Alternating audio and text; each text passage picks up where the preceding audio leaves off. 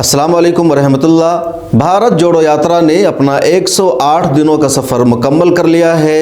कन्याकुमारी से भारत जोड़ो यात्रा की शुरुआत हुई थी और आज 24 दिसंबर को भारत जोड़ो यात्रा दिल्ली पहुंच गई है।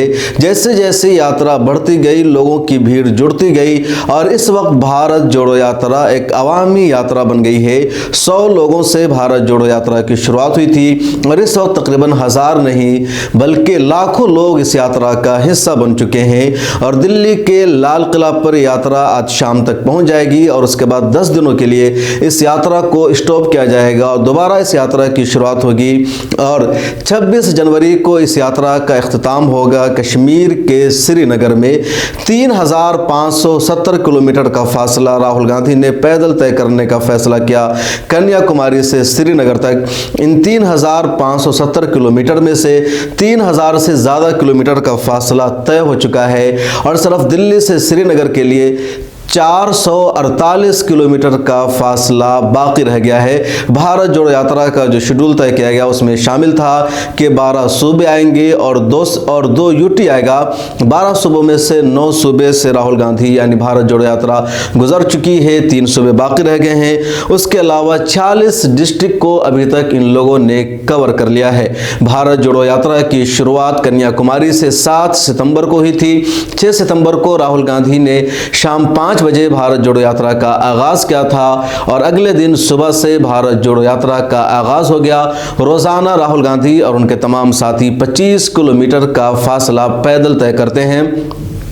सुबह 6-7 बजे भारत जोड़ो यात्रा की शुरुआत होती है। सबसे पहले फ्लैग होस्टिंग होती है, तिरंगा लहराया जाता है, जनगण मन पढ़ा जाता है। उसके बाद यात्रा की शुरुआत होती है। नाश्ता वगैरह पहले हो चुका होता है। बीच में 12-1 बजे के करीब ये लोग वक्फा करते हैं 1-2 घंटे का, जहां ये लंच करते हैं, इसको लंच ब्रेक, और दोबारा फिर यात्रा की शुरुआत होती है। शाम के लोग रुकते हैं। हर 25 किलोमीटर पर इनके ठहरने का इंतज़ाम किया जाता था, डेस्टिनेशन इनका होता था। इनके साथ कंटेनर चलते रहते थे और इनके साथ बड़ी तादाद में कंटेनर रखे हुए थे जहाँ सोने की सारी सहूलियात मौजूद थी, ठहरने की सहूलियात मौजूद थी, खाने पीने की सारी सहूलियात, उसके अलावा जो दीगर ज़रूरत होती है वो सारी सहूलियात कंटेनर में रखे गए थे। बीजेपी और दूसरी पार्टियों की तरफ से इल्ज़ाम लगाया गया कि इनका जो कंटेनर है वीआईपी है, उसमें एसी है, कई तरह की चीज़ें मौजूद है, लेकिन कांग्रेस ने इसको खारिज किया। कई पत्रकारों को उन्होंने जाकर के दिखाया और कहा हमारे कंटेनर में कहीं भी वीआईपी सहूलत मौजूद नहीं है, बल्कि महज ठहरने की एक जगह है। कंटेनर का इंतज़ाम इस तरह होता था कि जहाँ भारत जोड़ो यात्रा का पड़ाव होता था वहां पर कंटेनर पहले पहुंच जाते थे, कंटेनर को वहां रोक दिया जाता था। ज़्यादातर इन लोगों का ठहरना जो होता था किसी स्कूल में, किसी मैदान में, किसी हॉल में, और फिर शाम के लोग जाकर के वहां ठहरते थे। सुबह से भारत जोड़ो यात्रा की शुरुआत होती थी। भारत जोड़ो यात्रा के दौरान सिक्योरिटी के मुकम्मल इंतजाम किए गए। पुलिस ने हर जगह सुरक्षा दी और बड़ी तादाद में पुलिस एहलकारों को लगाया गया ताकि किसी तरह की कोई भी दिक्कत ना हो, किसी तरह का अटैक ना हो। और एक रूट को यानी भारत जोड़ो यात्रा जिस रूट से गुजरती थी उस रूट को भारत जोड़ो यात्रा के पहुंचने से 2 घंटा पहले और 2 घंटे बाद तक उमूमन ब्लॉक रखा गया ताकि भारत जोड़ो यात्रा को में किसी को कोई दिक्कत ना हो। इसके अलावा जो मुसाफिर उस रूट से गुजरते थे उनके लिए दूसरा सिस्टम बनाया गया। भारत जोड़ो यात्रा में कई तरह के यानी 3 तरह के खासतौर पर यात्री शामिल हैं। पहले नंबर पर जो यात्री हैं उन्हें भारत यात्री या नेशनल यात्री कहा जाता है। ये वो लोग हैं जो कन्याकुमारी से लेकर के श्रीनगर तक जाएंगे और इस लिस्ट में 100 नाम शामिल, वैसे 1-2 बढ़ भी गए हैं लेकिन कहा जा रहा है 100 ही है। ये 100 यात्री सबसे अहम है, इन सब का इंतखाब किया गया। बहुत सारे कांग्रेसियों ने कोशिश की थी, ऑफर किया था कि हम भी भारत जोड़ो यात्रा में शामिल होंगे, लेकिन उसमें से 100 लोगों का सिलेक्शन हुआ कि 100 लोग भारत जोड़ो यात्रा में शामिल होंगे। उन सबको कांग्रेस ने बाज़ाब्ता स्पेशल पास जारी किया, उन सबके नाम लिखे गए। भारत जोड़ो यात्रा की जो वेबसाइट है उस वेबसाइट पर भी इन 100 यात्रियों का नाम शामिल किया गया है, उनकी डिटेल्स दी गई है और कहा जा रहा है कि जो 100 यात्री हैं इनकी कांग्रेस में अब अपनी अहमियत होगी। यही लोग कांग्रेस की अगली टीम का यानी राहुल गांधी की अगली टीम का हिस्सा बनेंगे और राहुल गांधी इन पर इन्हिसार करेंगे। तो ये 100 नेशनल भारत यात्री हैं। दूसरी इसमें जो यात्री की किस्म है वो है अतिथि यात्री, यानी स्टेट से या बाद में जो लोग इसमें शामिल हुए हैं गेस्ट के तौर पर या किसी तौर पर कुछ देर रहे कुछ देर नहीं रहे, तो इसको अतिथि यात्री कहा जा रहा है। आपने देखा होगा कि महाराष्ट्र में, कर्नाटक में, राजस्थान में या कई जगहों पर जो सेलिब्रिटीज़ हैं, जो बॉलीवुड के अदाकार हैं या जो बॉलीवुड की अदाकारा रही है, जो फॉर्मर आईएएस रहे हैं या दूसरी पार्टियों के सियासतदान हैं, उन लोगों ने भी भारत जोड़ो यात्रा को ज्वाइन किया। और तीसरी कैटेगरी स्टेट यात्री की है, यानी केरला से यात्रा शुरू हुई तो कुछ लोग केरला भर में इस यात्रा में हिस्सा रहे, फिर कर्नाटक में यात्रा आई तो कर्नाटक के जो कांग्रेस के लीडर्स हैं वो इस यात्रा का हिस्सा बन गए और पूरे स्टेट में शामिल रहे। फिर आंध्र प्रदेश में यात्रा आई तो वो लोग इसका हिस्सा बन गए या तेलंगाना में इसका हिस्सा बन गए। तो ऐसे लोगों को स्टेट यात्री कहा जाता है। और इन सब के अलावा एक तादाद उन लोगों के भी इस यात्रा में शामिल है जो सेलिब्रिटी नहीं है, जो अदाकार नहीं है या किसी भी प्रोफेशन से उनका ताल्लुक नहीं है, वो एक आम आदमी है, वो एक तरह से मजदूर है, गरीब है, कमज़ोर है, लेकिन कांग्रेस से उसको मोहब्बत है, राहुल गांधी से उसको मोहब्बत है, या उसके मन में है कि राहुल गांधी को भी इक़्तिदार में आना चाहिए, वज़ीर-ए-आज़म बनना चाहिए। तो ऐसे लोग भी इस भारत जोड़ो यात्रा का हिस्सा बने, राहुल गांधी को देखने आए, सड़कों पर खड़े रहे, या कुछ लोग चले भी जहां तक उनके बस में था, 10 किलोमीटर, 5 किलोमीटर।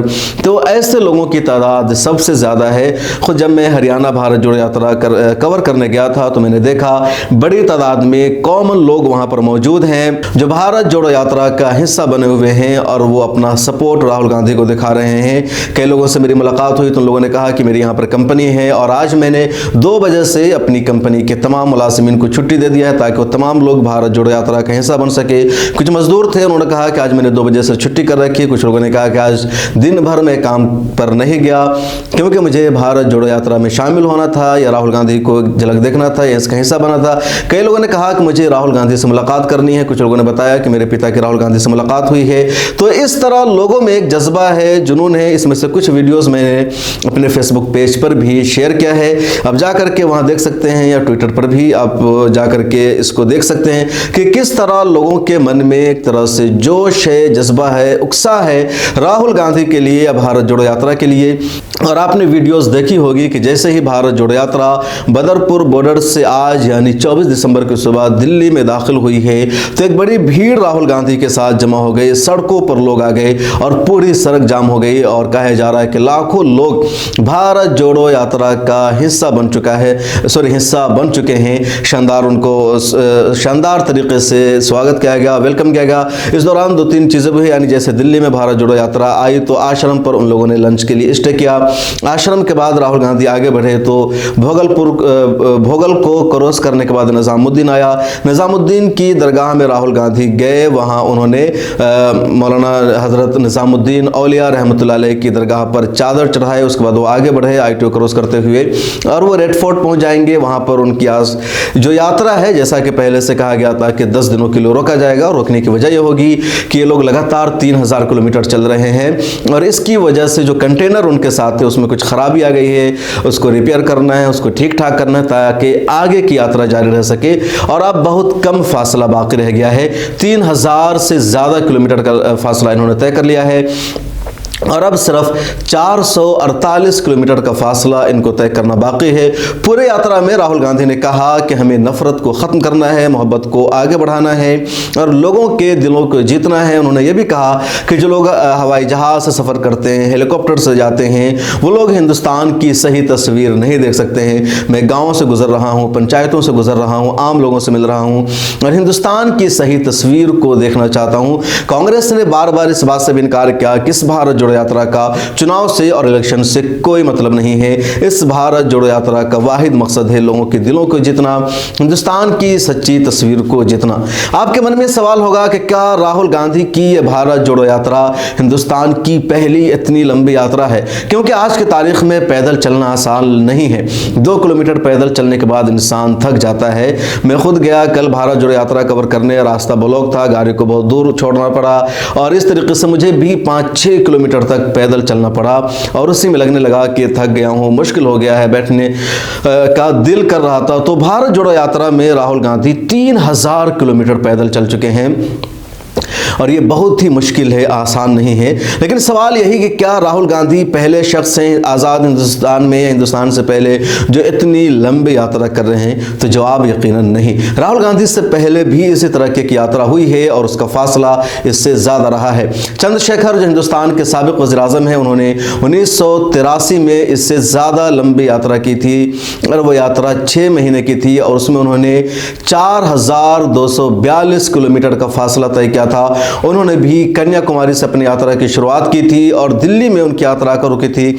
लेकिन इस बीच उन्होंने कुछ तवील रुख अपनाया था, शॉर्टकट का रास्ता नहीं अपनाया था।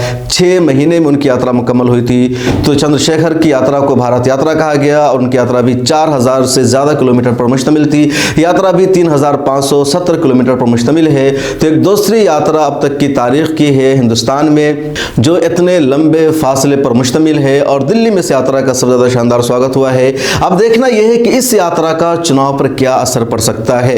कहा जा रहा है कि 2024 के चुनाव में सख्त मुकाबला होगा कांग्रेस वर्सेस बीजेपी के दरमियान। इस बीच एक तीसरा मोर्चा भी सामने आ रहा है, कई लोग तैयारी कर रहे हैं।